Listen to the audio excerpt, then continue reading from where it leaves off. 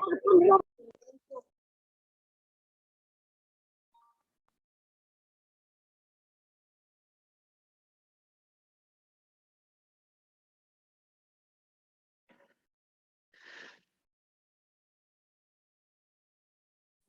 morning, sir. Good morning, all of you. Good morning.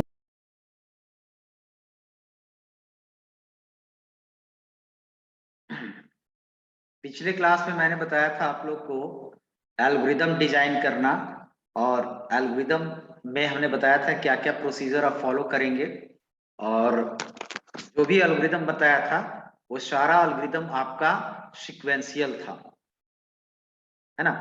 और मैंने ये बताया था कि प्रोग्राम को हम लोग सीक्वेंशियल, डिसीजन मेकिंग और लूपिंग बनाते हैं। तो सीक्वेंशियल में आपको एग्जांपल जो बताया था, एक बार मैं उस एग्जांपल को ओपन करता हूं।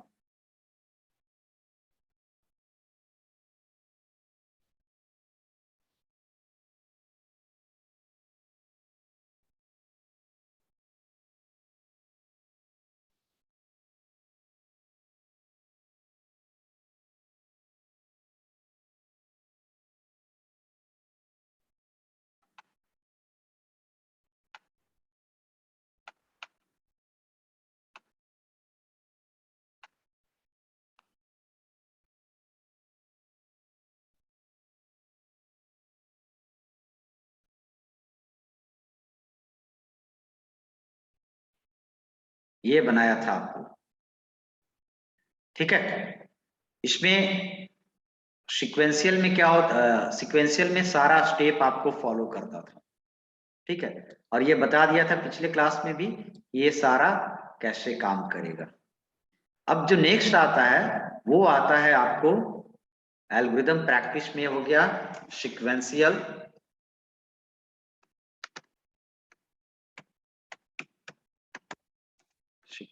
Algorithm.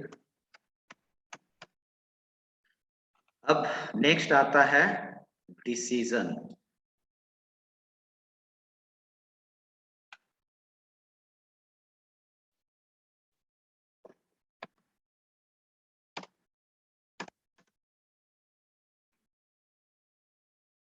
Decision making,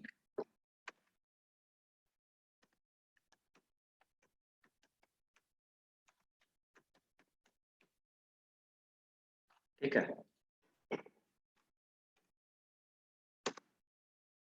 decision making algorithm में क्या आता है, सबसे पहले कोई भी अगर आप एल्गोरिदम पढ़ोगे तो एल्गोरिदम पढ़ने से पहले या प्रोग्राम, किसी भी तरह के प्रोग्राम भी अगर आप पढ़ेंगे तो सर्टेन ऑपरेटर्स होता है ना। जैसे अभी आप ये एल्गोरिदम पढ़े तो उसमें आपने ऑपरेटर्स यूज किया, है ना, प्लस माइनस, इस तरह का ऑपरेटर यूज किया, मल्टीप्लिकेशन।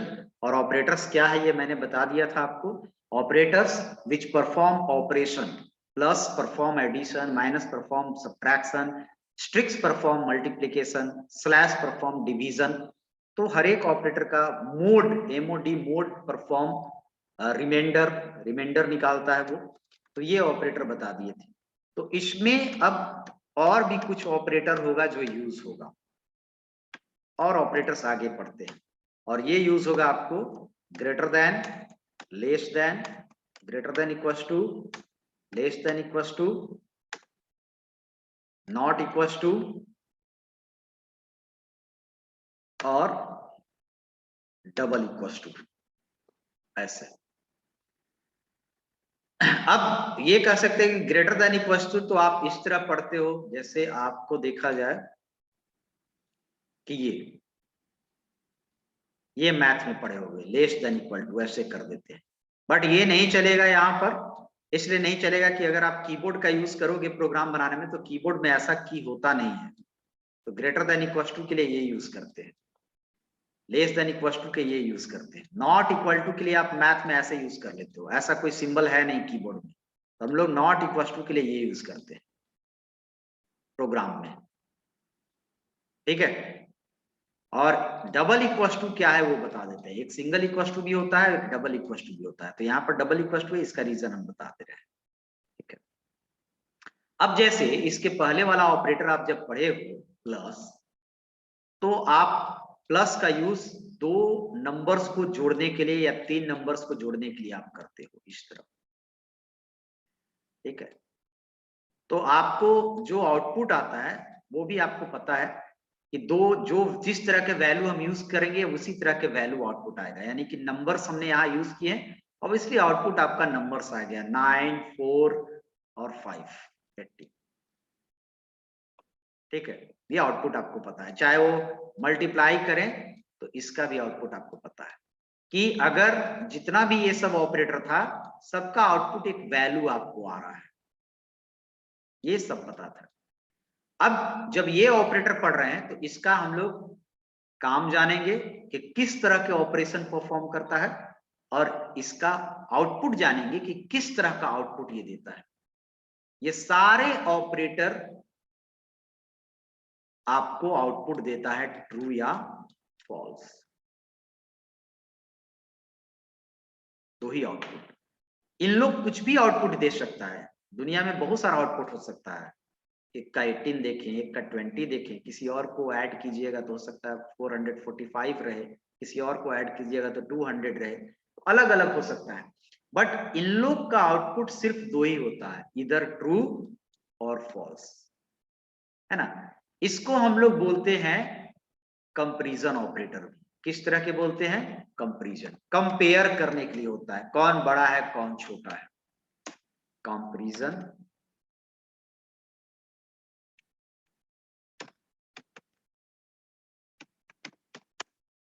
कंपैरिजन ऑपरेटर, ठीक है।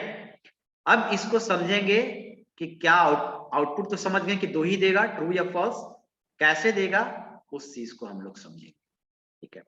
जैसे मैं आपके पास लिख रहा हूं ग्रेटर देन कैसे देगा वो आप समझिएगा।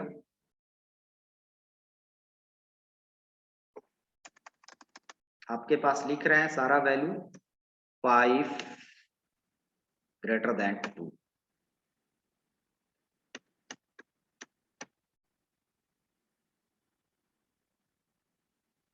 5 लेस देन 2,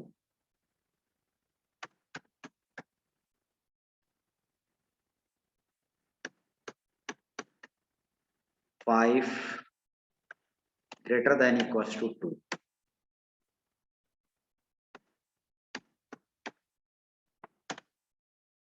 5 जो ऑपरेटर है उसके सामने वही यूज कर रहे हैं, less than equals to 2, same value पर काम करा रहे हैं।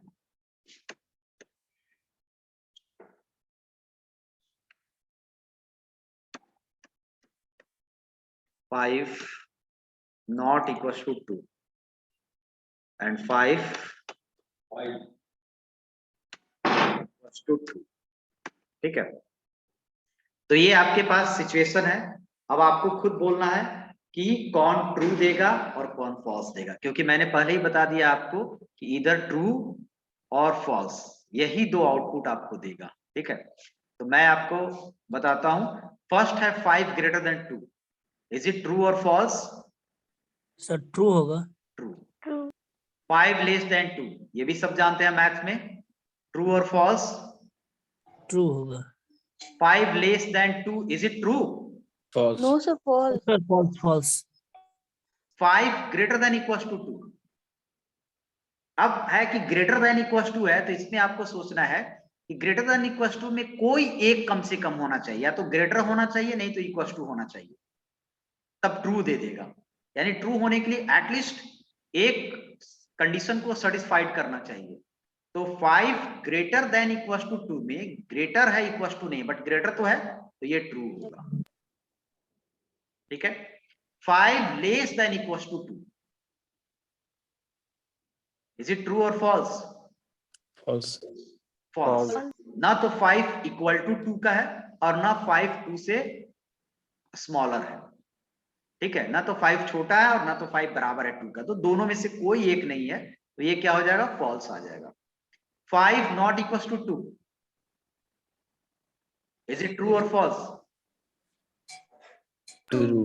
True, sir. नॉट इक्वल है सर। ट्रू और फॉल्स है ये स्टेटमेंट? True होगा। True sir. ट्रू है ना, 5 नॉट इक्वल टू 2 सही बात है, 5 इक्वल टू 2। देखिए इक्वल टू चेक करता है कि इधर वाला और इधर वाला यानी left hand side right hand side दोनों इक्वल है या नहीं। तो ये क्या है? False. इक्वल नहीं है, फॉल्स। इक्वल नहीं है और कह रहा है इक्वल, ये फॉल्स है। तो सर देखिए सेकंड लास्ट क्या दोनों में था? अंतर क्या होता है? एक होता है सिंगल इक्वल, सर हेलो, एक मिनट रुक जाओ, और ये होता है डबल इक्वल टू। दोनों में अंतर क्या है? देखिए सिंगल इक्वल टू का मतलब क्या होता है कि किसी, ये वेरिएबल कहलाता है और ये वैल्यू कहलाता है प्रोग्राम में। ऐसे भी आप जानते हो कि ये वेरिएबल है और इसमें वैल्यू है। तो सिंगल इक्वल टू कहने का मतलब क्या होता है कि इस वैल्यू को इस वेरिएबल में स्टोर कराना, यानी इस वेरिएबल का वैल्यू हो गया 10। और डबल इक्वल टू का मतलब क्या होता है कि लेफ्ट हैंड साइड और राइट हैंड साइड को चेक करना कि इज इट इक्वल और नॉट।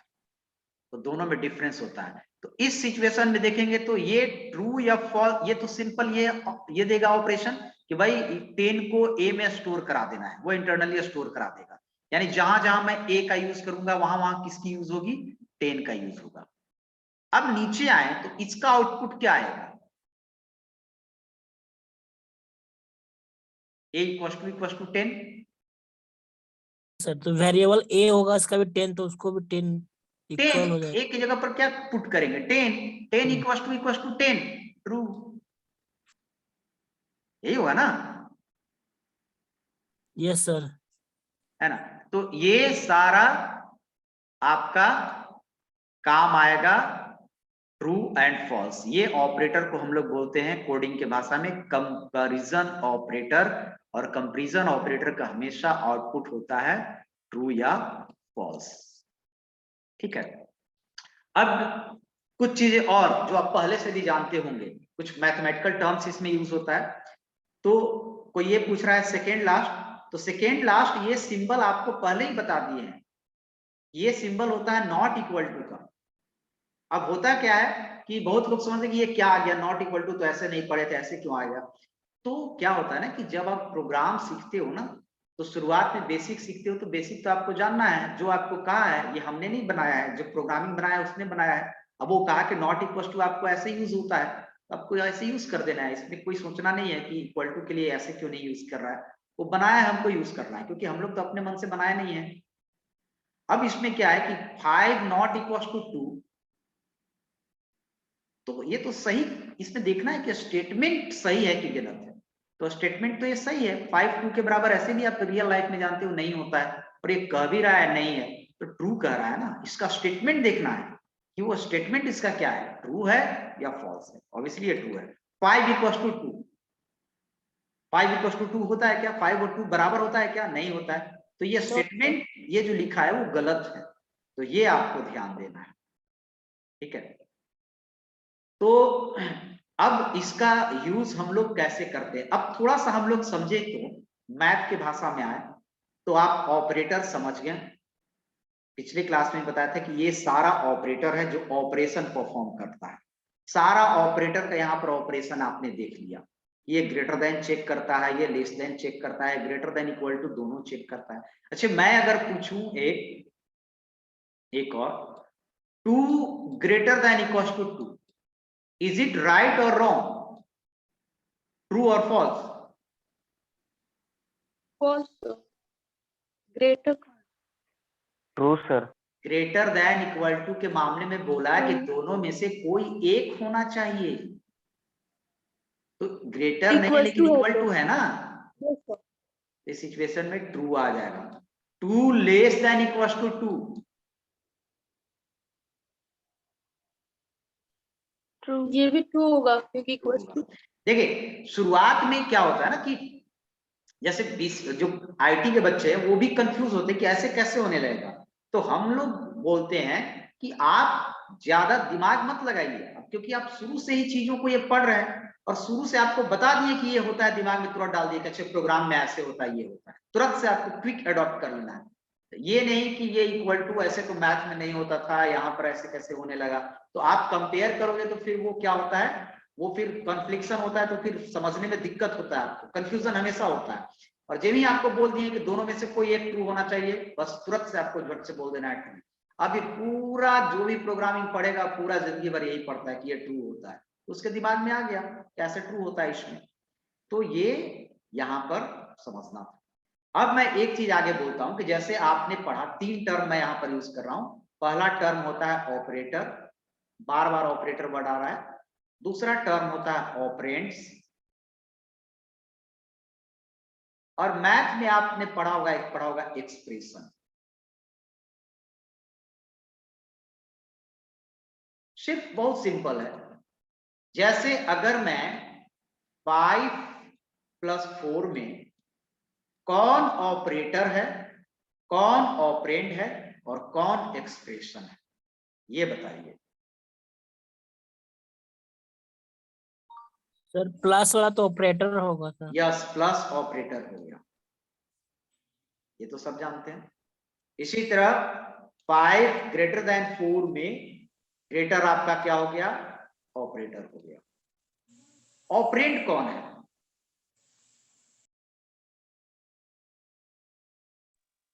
फाइव, यानी कि ऑपरेटर जो ऑपरेशन परफॉर्म करता है वो किस पे परफॉर्म करता है, ऑपरेंड पे। आप मैथ के टर्म्स में जाए तो मैथ के टर्म्स में हम लोग बोलते हैं वैल्यू, 5 और 4 इज वैल्यू, 2 वैल्यू लेंगे उसको ऐड कर रहा है। लेकिन यहाँ पर थोड़ा सा प्रोग्रामिंग के टर्म में अलग अलग नाम होता है। अमेरिकन लैंग्वेज हम लोग यूज करते हैं तो अमेरिकन लैंग्वेज के हिसाब से हम चीजों को सीखते हैं।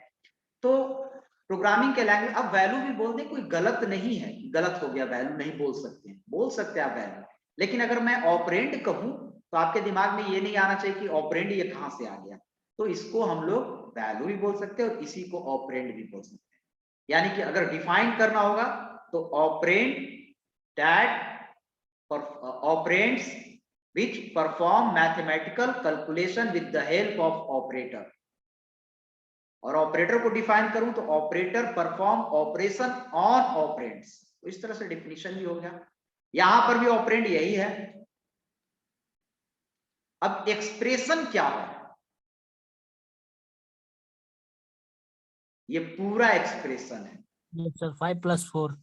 यस, ये भी एक्सप्रेशन है और ये पूरा एक्सप्रेशन है। यानी कि एक्सप्रेशन आप मैथ में सब जानते होंगे, ऐसे बनाते होंगे, कभी आपने बनाया होगा ax² + bx + c 7 8 क्लास में, 9 क्लास में, ये एक्सप्रेशन सब जानते हैं। लेकिन मैं अगर यहाँ डिफाइन करने के लिए बोल दूं कि एक्सप्रेशन क्या है, जरा डिफाइन करो, तो आप डिफाइन कर सकते हैं। Expression is combination of operator and operands. Expression is combination of operator and operands. तो ये एक्सप्रेशन है। अब मैं क्यों बोला ये, तो एक्सप्रेशन की मुझे काम आएगी। अब ये सारा एक्सप्रेशन है, ये एक्सप्रेशन, ये एक्सप्रेशन, ये एक्सप्रेशन, ये सारा एक्सप्रेशन है। अब एक्सप्रेशन ये भी है और एक्सप्रेशन ये भी है, दोनों में अंतर क्या है, ये कंडीशनल एक्सप्रेशन है, इसको बोलते हैं हम लोग कंडीशन, और इसको बोलते हैं हम लोग अर्थमेटिक एक्सप्रेशन। यानी कि आपके दिमाग में आ गया कि जो भी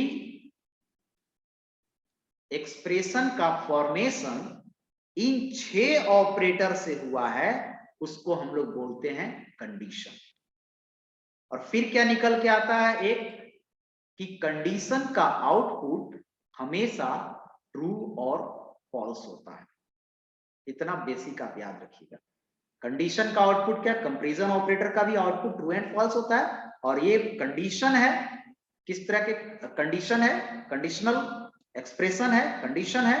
तो ये पूरा एक कंडीशन है जिसका आउटपुट ट्रू और फॉल्स होता है।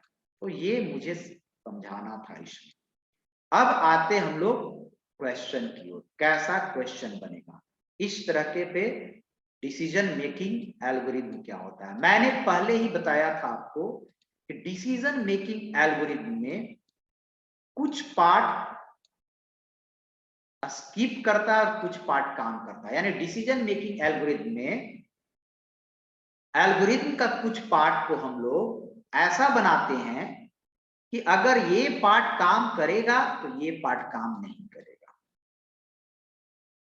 और ये पार्ट अगर काम नहीं करेगा तो ये पार्ट काम करेगा। अब कब काम करेगा, कब काम नहीं करेगा, कौन नहीं करेगा, ये किस पर डिपेंड करेगा? कंडीशन पर डिपेंड करेगा। अब आपके दिमाग में आ गया कि कंडीशन क्या होता है, ये कंडीशन है, सब आगे बताएंगे। अब कंडीशन ट्रू होता है या फॉल्स होता है, यही दोनों होता है। तो जिसको हम ट्रू कराएंगे वो पार्ट काम करेगा, और जिसको मैं फॉल्स कराऊंगा वो पार्ट काम नहीं करेगा। अगर इस पार्ट को मुझे करवाना है तो इसको कंडीशन हम क्या कर देंगे, ट्रू कर देंगे, तो ऑब्वियसली ये फॉल्स हो जाएगा, तो ये नहीं करेगा। जब मुझे इसको कराना है तो इसका कंडीशन फॉल्स कर देंगे, तो ये नहीं करेगा, तो अपने ये करेगा, ये है। लेकिन उससे पहले अब हम लोग देखते हैं कि कैसे काम करेंगे, तब क्लैरिटी आपको मिलेगा।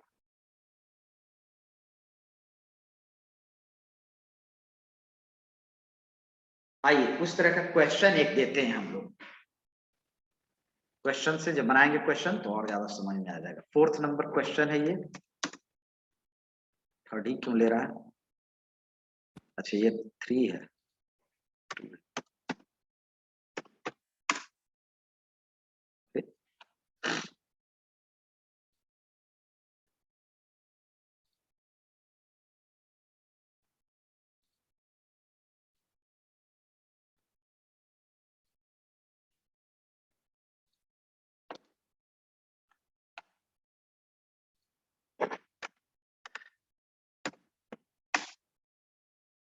चलिए क्वेश्चन एक लिखते हैं हम लोग।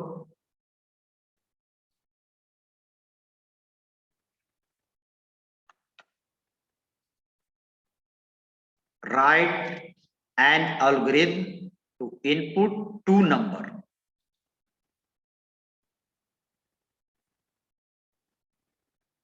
Find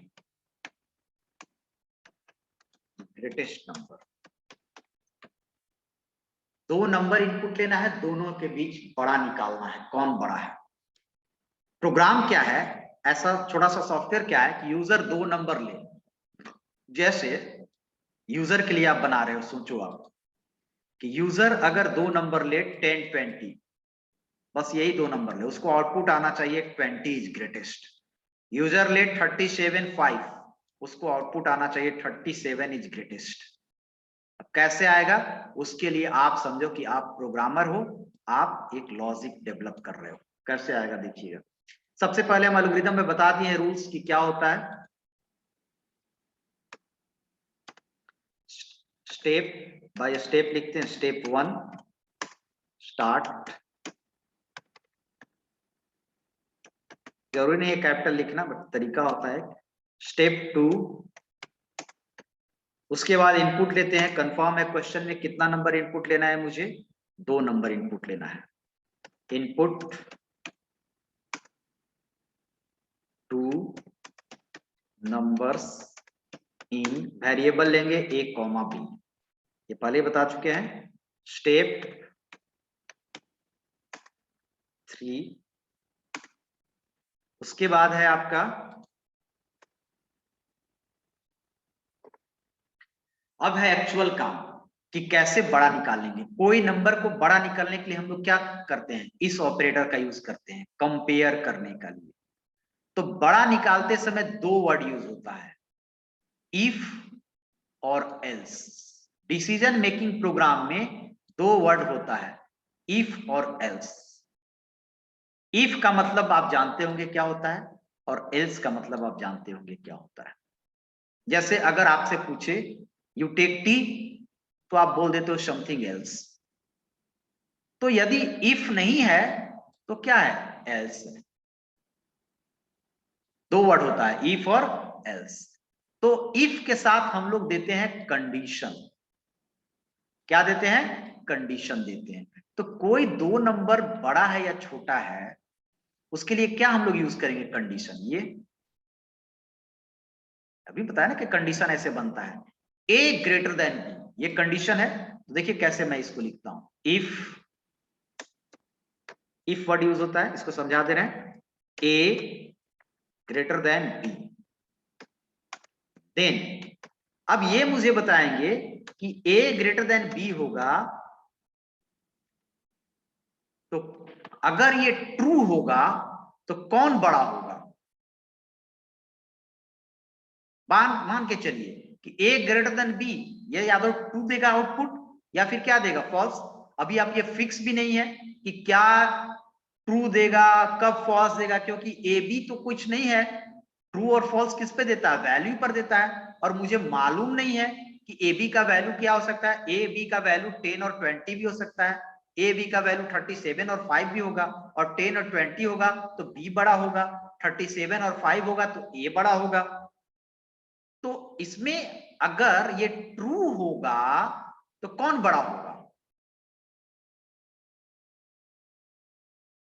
मान लीजिए कि ये ट्रू है, तो कौन बड़ा होगा? A. ए बड़ा होगा, यही पूछ रहे हैं, ए बड़ा होगा। तो हम लोग लिख देंगे प्रिंट, बड़ा नंबर को हमको प्रिंट कराना है, तो प्रिंट आपको लिखेंगे ए इज ग्रेटेस्ट। लेकिन आप जब प्रोग्राम यूजर के लिए बना रहे हैं तो उसको आप सॉफ्टवेयर बना रहे हैं तो ये नहीं ना फिक्स कर दे रहे हैं कि तुम पहला नंबर ही बड़ा लेना। इस सिचुएशन में ए बड़ा होगा जब पहले 37 और 5 लेगा तो, यानी पहला बड़ा लेगा तो। और अगर इस सिचुएशन में लेगा तब क्या ए बड़ा होगा? नहीं। सर अब मान के चलिए, अब देखिए कैसे सोचना है। जब ये ट्रू होगा तो ए बड़ा होगा, और जब फॉल्स होगा तब कौन बड़ा होगा? B. बी बड़ा बी होगा। तो फॉल्स वाला हम लोग लिखते हैं एल्स में, समथिंग एल्स जो बताएं। ये दो एकदम पूरे कोई भी प्रोग्रामिंग लैंग्वेज पढ़िए, दो ही वर्ड यूज होता है डिसीजन में, एल्स, और एल्स के साथ कंडीशन नहीं होता है, सिर्फ इफ के साथ कंडीशन होता है। अब बता रहे हैं क्यों नहीं होता है कंडीशन, और यहां पर करेंगे हम लोग प्रिंट बी इज ग्रेटेस्ट, और उसके बाद स्टेप 4 हम लोग लिखेंगे। स्टेप 4 में हो जाएगा आपको स्टॉप, खत्म हो गया कोडिंग, स्टॉप। ठीक है, अब देखिए कैसे हो गया। अब आप इसको वैल्यू मान के चलिए, ये एक तरह से आपने सोचा कि ये कोडिंग किए हैं हम लोग, और इस कोडिंग को हम चेक कर रहे हैं कि मेरा यूजर कुछ भी डाल सकता है नंबर। आप ऐसा कोडिंग बनाया है कि आपने बनाया है कि आप कुछ भी दो वैल्यू डालोगे, दोनों में से आपको कौन बड़ा है ये बताएगा, इसी का कोडिंग है। आप चेक कर लें। सबसे पहले स्टार्ट होगा, स्टेप बाय स्टेप चलें। दूसरा में होगा इनपुट ए और बी, आप ए और बी इंटरनली ए और बी होगा। अब आप इनपुट लीजिए, कोई वैल्यू मांगिए, कोई भी वैल्यू दीजिए, आप बोलिए कोई क्या वैल्यू ले। 15 30 सर, 15 या 30। फिर 15 पहले लिए तो वो ए में गया, एंड 30 बाद में लिए तो वो बी में गया। यहां तक कंप्लीट हो गया। ए की वैल्यू क्या है 15, बी की वैल्यू क्या है 30। नेक्स्ट आया कंडीशन आया, और अभी मैंने बताया कंडीशन इज ईदर ट्रू और false. A greater than B, is it false और ट्रू? सर फॉल्स हो। यहाँ तो False। false है। तो देखिए अब इफ इल्स कैसे काम करता है, ये देखिए ये इफ का पार्ट है, और ये जो पार्ट है वो एल्स का पार्ट है। देखिए एल्स के थोड़ा सा अंदर लिखे हैं तो पता चलता है, आप जब भी कोई बनाते हो डॉक्यूमेंट्स लिखते हो तो थोड़ा अंदर लिखते हो तो पता चलता है कि ये इसी का पार्ट है। ठीक है, अब अगर कंडीशन ट्रू रहेगा तभी इफ का पार्ट काम करेगा। सबसे पहले थोड़ा सा कोडिंग यहां पर समझ लेंगे कि ये कैसे काम करता है। अभी मैंने बताया कि डिसीजन में दो होता है, ऐसा नहीं कि दो ही लाइन होता है, दो से ज्यादा लाइन भी होगा, लेकिन ये ट्रू पार्ट है। तो जब ट्रू पार्ट काम करेगा तो फॉल्स पार्ट काम नहीं करता है, और जब ट्रू पार्ट काम नहीं करेगा तब फॉल्स पार्ट काम करता है। तो ये होता है इफ वाला जो पार्ट होता है, ये है आपका ट्रू पार्ट, और एल्स वाला जो पार्ट होता है वो होता है आपको फॉल्स पार्ट। ठीक है। तो अब जब ये दोनों काम करेगा तो ये काम नहीं करेगा, और जब ये काम नहीं करेगा तब ये काम करेगा। ये तरीका होता है। तो अब देखिए, अब इसको समझिए। जैसे आपने वैल्यू लिया था ए और बी 15 और 30। अब देखिए, या तो ये करेगा या फिर ये करेगा। तो पहले कंडीशन चेक किए, कंडीशन फॉल्स।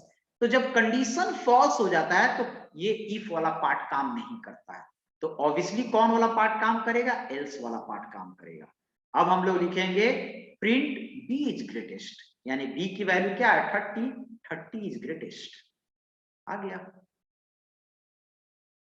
ये लॉजिक। और कोई वैल्यू मान के देखिए, इसको मान लिया मैंने 35, ए ग्रेटर देन बी। कंडीशन क्या है? ट्रू और फॉल्स? ट्रू होगा सर। ट्रू। तो इफ का पार्ट काम करेगा प्रिंट 35 इज ग्रेटेस्ट, और जब ये काम कर लिया तो ये काम नहीं करेगा, और इसके बाद आगेगा तो क्या मिला? स्टॉप, प्रोग्राम खत्म। मेरा काम था दोनों के बीच बड़ा निकालना, 35 और 30 लिया यूजर, उसको आ रहा है 35 इज ग्रेटेस्ट। कहा कि अच्छा प्रोग्राम है ये, तो हमारा जो भी ले रहे हैं दो वैल्यू काम कर जा रहा है। लेकिन प्रोग्राम लिखने के पीछे लॉजिक ये लिखा है बनाने वालों ने। तो ये आप लॉजिक लिख रहे हैं कि ऐसे लिखेंगे तब जाके आपको स्क्रीन पर ऐसे काम करेगा। ठीक है, तो ये होता है। अब एक दूसरा क्वेश्चन हम लोग समझेंगे। यहां पर ये भी कर सकते हैं, ए ग्रेटर देन बी, ए लेस देन बी कर सकते हैं। लेकिन जब आप ए लेस देन बी किया तो इसमें ट्रू पार्ट लिखना है। इफ के साथ ट्रू पार्ट होता है। तो क्या ये स्टेटमेंट सही है?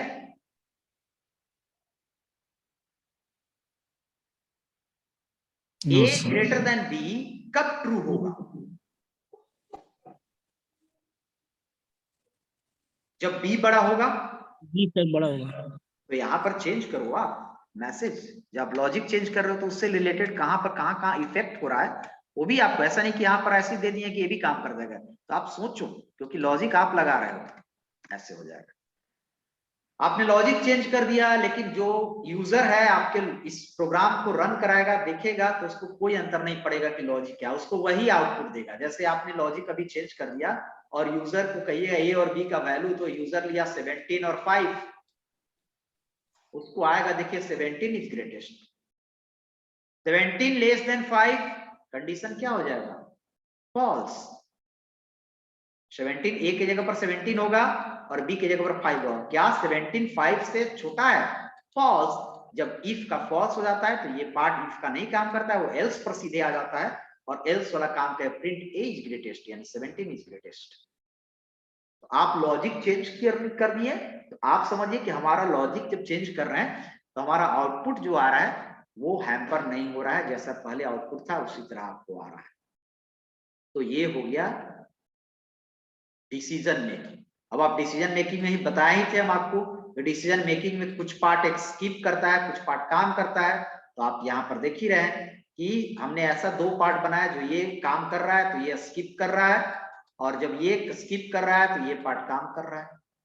और कब कौन काम करेगा? ये सिचुएशन पर, ये इनपुट पर काम करेगा, इनपुट नंबर पर। तो अब मैं दूसरा नंबर बताता हूं, दूसरा क्वेश्चन बनाता हूं, और क्लैरिटी आपको मिलेगा। दूसरा क्वेश्चन एक बनाता हूं डिसीजन पर ही। राइट एन एल्गोरिथम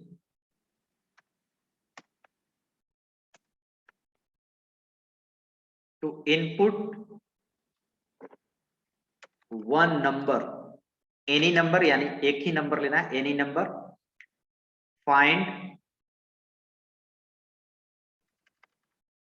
पॉजिटिव और निगेटिव। एक नंबर इनपुट लेना है और उसको बताना है कि वो नंबर पॉजिटिव है कि निगेटिव है। जो पॉजिटिव होगा वो निगेटिव नहीं होगा, ये आप जानते हैं कि जो निगेटिव होगा वो कभी पॉजिटिव नहीं हो सकता। यानी दो सिचुएशन यहाँ भी है, एक ट्रू होगा और एक फॉल्स हो सकता है। अब सबसे पहले तो, उससे पहले आपको जब क्वेश्चन बनाइएगा तो सबसे पहले तो आपको बताए थे कि क्वेश्चन अगर देंगे तो उसमें समझना होगा कि क्वेश्चन के बारे में आपको मालूम है कि नहीं, यानी कि क्वेश्चन यहाँ पर दिया हुआ है पॉजिटिव और निगेटिव, तो मुझे बताएंगे कि पॉजिटिव नंबर किसको कहते हैं, ये जानिएगा तब ना बता बनेगा क्वेश्चन, किसको कहते हैं पॉजिटिव नंबर।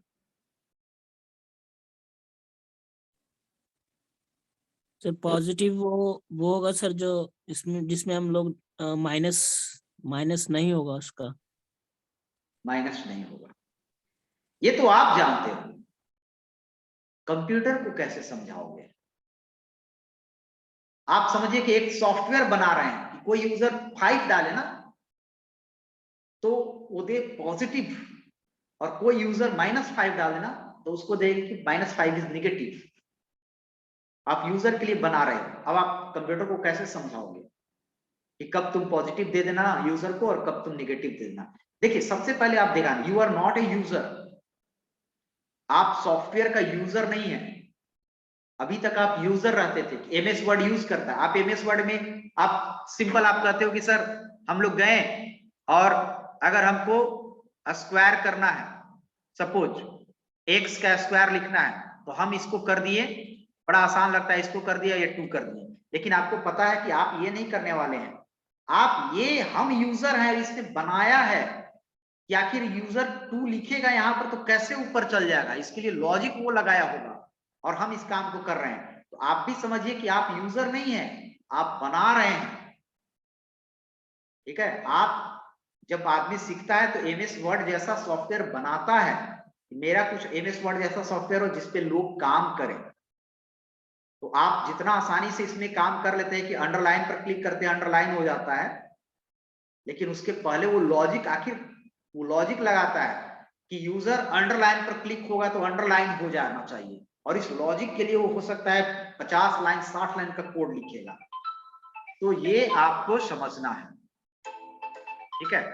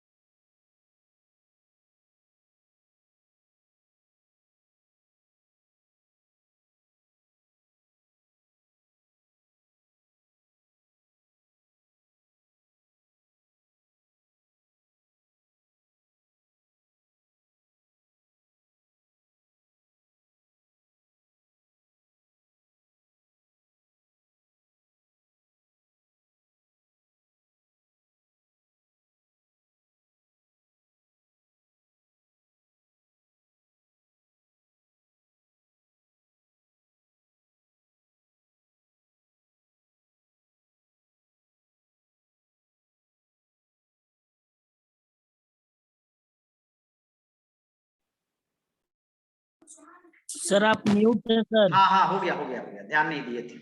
तो पॉजिटिव नंबर कहने का मतलब ये है कि जो नंबर 0 से बड़ा है वो पॉजिटिव है और जो नंबर 0 से छोटा है वो निगेटिव है, यही समझाना होगा लॉजिक। अब देखिए कैसे हम लिखते हैं, पूरे को हम कॉपी पेस्ट करते हैं इसको, सॉरी कंट्रोल सी, और यहां पर ये क्या आ गया,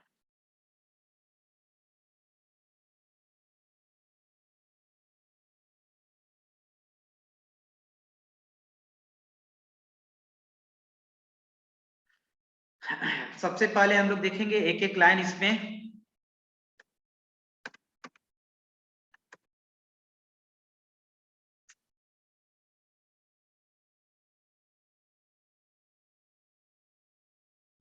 इनपुट एनी नंबर, एक ही नंबर इनपुट लेना है। यह भी ध्यान देना है कि प्रोग्राम में कितना नंबर इनपुट लेना है। एक नंबर इनपुट लेना है, उसको चेक करना है, और इसमें था 2 नंबर इनपुट लेना और दोनों के बीच बड़ा कौन है ये निकालना है। तो ये सबसे पहले समझना होगा, input any number in A,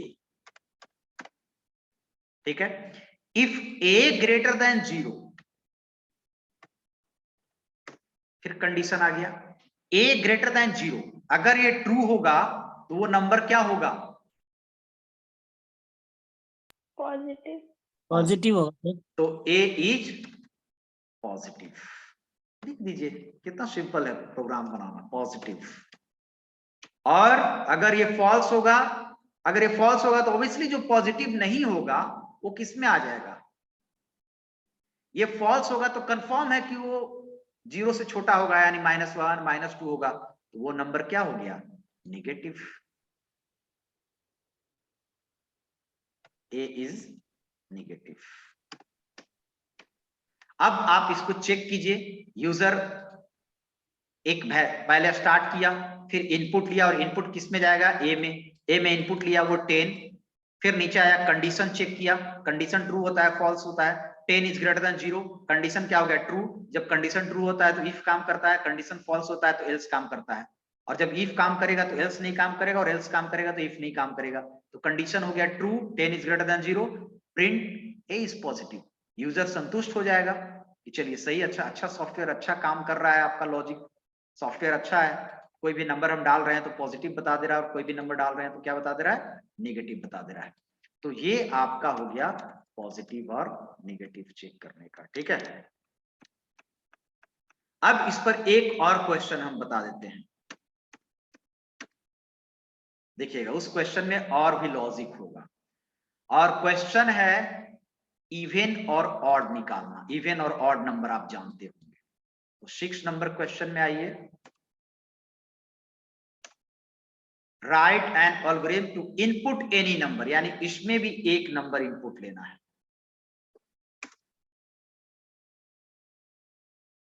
find even और ऑड।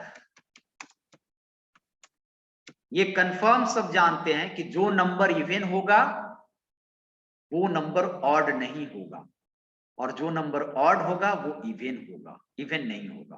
तो ये में 2 सिचुएशन आ रहा है, इधर इवन और ऑड। अब मैं कुछ जो पहले वाला पार्ट वो कर दे रहा हूं, जैसे यहां तक दोनों सेम रहेगा, control C control V, input any number in A. अब आप बताइए कि इवन नंबर किसको कहते हैं, जो 2 से सर, डिविजिबल हो। जो 2 से डिवाइड हो जाता है सर। इसको लिखिएगा कैसे, कंडीशन यहां पर लिखना रहता है, ये सही जानते हैं, सही बोला आपने 2 से डिवाइड, लेकिन इसको लिखेंगे कैसे यहां पर, ऐसे नहीं ना इफ में लिखेंगे कि number which is divided by 2, ऐसे कंप्यूटर नहीं समझेगा। कंप्यूटर जो चीज पहले से बताया गया है उसको या तो ग्रेटर लिखिए या इक्वल टू, जो ऑपरेटर बताए वही एक्सप्रेशन यहां लिखना होगा। जैसे कैसे लिखे, ए ग्रेटर देन 0, तो ग्रेटर हम लोग यूज किए हैं, ग्रेटर यूज करता है, एक्सेप्ट करता है। अब यहां लिख देते हैं ए इज, अब इसमें लिखते हैं number which is not proceeded by minus, तो वो पॉजिटिव होगा। ऐसा नंबर जो माइनस से प्रोसीड नहीं करता है, जिसके पहले माइनस नहीं लगता है, वो पॉजिटिव होगा। तो ये डिफिनीशन हम लोग रियल लाइफ में याद करते हैं। यहाँ वो सेंटेंस नहीं लिखना है, यहाँ एक्सप्रेशन बनाना है, तब तो कोई प्रोग्राम कर लेता है। प्रोग्राम आसान है, जो लिखना है कॉपी पर वैसे ही यहाँ लिख दो। यहाँ सिर्फ क्या समझता है वो बता दिए हम लोग। तो इफ के अंदर एक्सप्रेशन समझता है, अब क्या एक्सप्रेशन दीजिएगा, तो देखिए कैसे हम लोग देंगे एक्सप्रेशन। क्या होगा कि अब हम थोड़ा सा इलुब्रेट करते हैं इसको। इवन नंबर किसको कहते हैं? तो जो 2 से कटता है उसको इवन नंबर कहते हैं। सही बात है। 2 से कटने का मतलब क्या होता है बताइए? 4 इवन नंबर है, 2 से कट जाता है। 2 से कटने का मतलब क्या होता है कि उस नंबर को 2 से डिवाइड करें तो रिमाइंडर क्या आए? Zero Zero. सर। 0 आए। और रिमाइंडर निकालने के लिए आपके पास कौन सा ऑपरेटर है? Mode. मोड। अब देखिए मैं कैसे चेक करता हूं, देख लीजिएगा, आपको समझ में आ जाएगा कि कैसे हम लोग लॉजिक लगाते हैं। स्टेप 3, इफ मेरा नंबर किस में है? ए में। ए मोड 2 यानी ए में 4 है और 4 को 2 से डिवाइड करें इक्वल टू 0, तब वो क्या है? इवन है। देन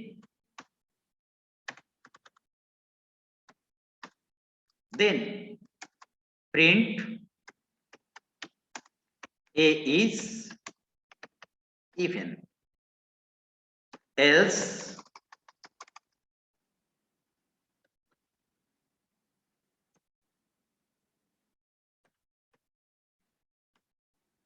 जो इवन नहीं होगा वो सर्टेनली हम लोग जानते हैं वो ऑड होता है। Print A is odd।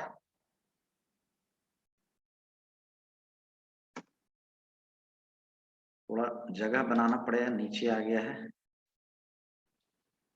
A is odd और यहां पर स्टेप 4 हम लोग लिखेंगे और स्टेप 4 में हो जाएगा आपको स्टॉप। अब आपको चेक करना है, चेक कर लीजिए। ए स्टार्ट हो गया, एक ही वेरिएबल ए, कुछ भी नंबर आप बोलो। ये कंडीशन ट्रू होना चाहिए। हमने बताया था कंडीशन कैसे बनता है, अभी आपको बताया कि सर कंडीशन ऐसे मॉड बनता है 2 इससे। सर मॉड 2 क्या लिया सर उसको? सर एक बार बताइए। मॉड मॉड पिछले क्लास में लगता है आप नहीं थे। 2 सर थे सर, लेकिन वो 2 यहाँ पे क्यों लिया सर? यहाँ पे नहीं, अब वही चीज मैं समझा रहा हूं कि कंडीशन होता है और कंडीशन में तो हम इतने ही ऑपरेटर बताए हैं, Yes, लेकिन ये ऑपरेटर्स में से हमने ये ऑपरेटर यूज किया है। देखिए इक्वल टू ये कंडीशन का है, यानी कि अगर आप सपोज थोड़ा सा मैथमेटिकल दिमाग लेंगे, एक तो 5 ग्रेटर देन 4, ये भी ट्रू है। अगर मैं ऐसे आपको लिख दूं 3 + 2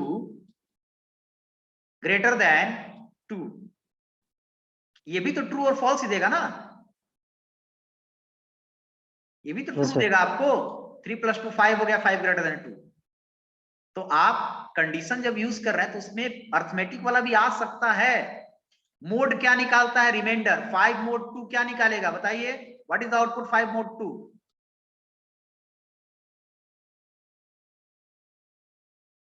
रिमाइंडर निकालता है, क्लास में बताए थे पिछले क्लास में। 5 मोड 2 क्या आएगा? रिमाइंडर रिमाइंडर 1 मतलब आएगा। शेष। 1 आएगा सर इसका। 1 ना, ये तो सब जानते हैं। 2 से 5 में है ना डिवाइड कीजिएगा तो रिमाइंडर आपका 1 ही आएगा, यही तो होता है इसका मतलब। अब आपको सर ये क्या आ गया, तो हमने तो पहले ही बता दिया कि जो है वो देखना पड़ेगा आपको, उसमें दिमाग नहीं लगाना है कि सर ऐसे तो मैथ में नहीं पढ़े थे, यहाँ प्रोग्राम में होता है तो होता है। आपको पहले ही बता दिया, उसको अडॉप्ट करिए, बात खत्म हो जाएगा। ये मोड होता है यहाँ पर, ठीक है। तो अब कोई ए का वैल्यू आप बोलिए। अच्छा 2 से डिवाइड करेंगे तो क्या क्या शेष बचने का चांसेस है? ये लॉजिकल क्वेश्चन है। इधर 0 और 1, 2 से किसी नंबर को डिवाइड कीजिएगा तो क्या शेष बचेगा? 4।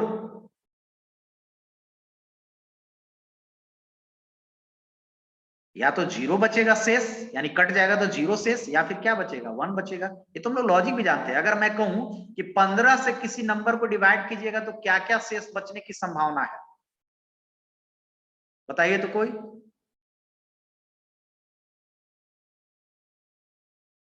किसी नंबर को आप 15 से डिवाइड करेंगे तो क्या क्या शेष बच सकता है? ये जनरल नॉलेज क्वेश्चन है। सर 15 से डिवाइड करेंगे तो हाँ, तो क्या क्या शेष बचने का ये सिचुएशन आ सकता है, क्या क्या शेष बच सकता है, क्या क्या पॉसिबिलिटीज होता है शेष बचने का।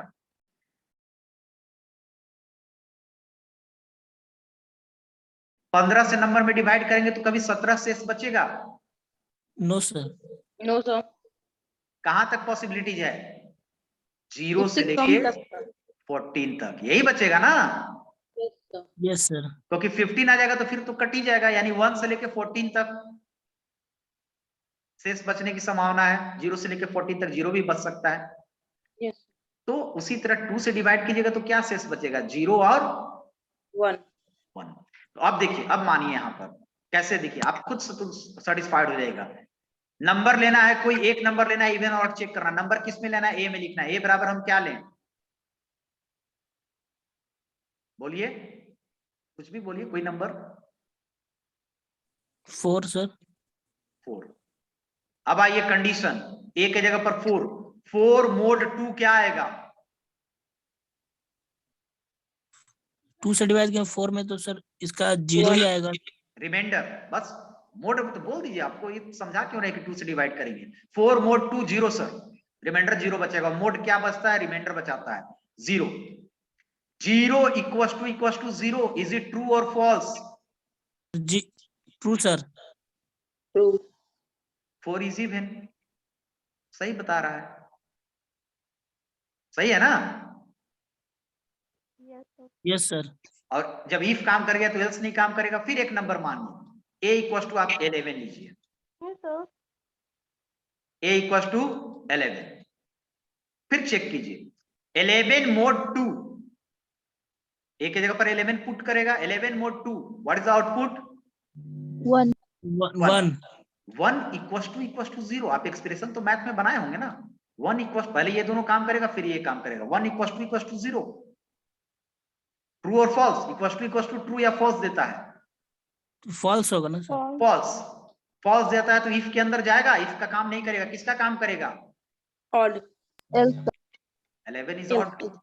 अब आप चेक कर लीजिए, प्रोग्राम बन गया। ठीक है, तो इतना ही तक छोड़ते हैं आपको, और फिर हम लोग आगे देखेंगे और डिसीजन मेकिंग। तो सिर्फ समझिएगा, कोडिंग आपके दिमाग में कुछ हद तक समझ में आ रहा है, वही काफी है कि कैसे होता है। आपके दिमाग में शिफ्ट जा रहा है कि ऐसे कोडिंग होता है, कि फर्दर अगर आपको कोडिंग मिले कहीं काम करते वक्त तो आप चीजों को समझ सके, या फिर आपके अंडर काम करने वाले को बता सकते हैं कि क्या आपको करना है।